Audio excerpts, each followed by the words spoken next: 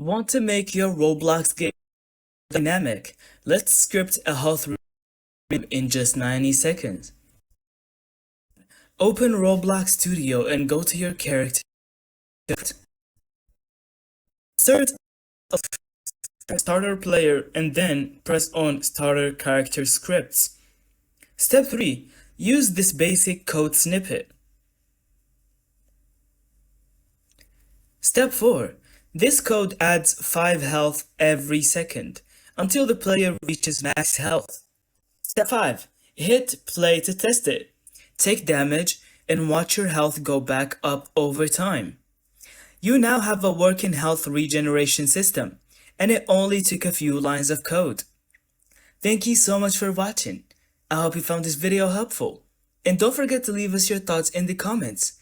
Don't forget to subscribe also for more Roblox and tutorial videos.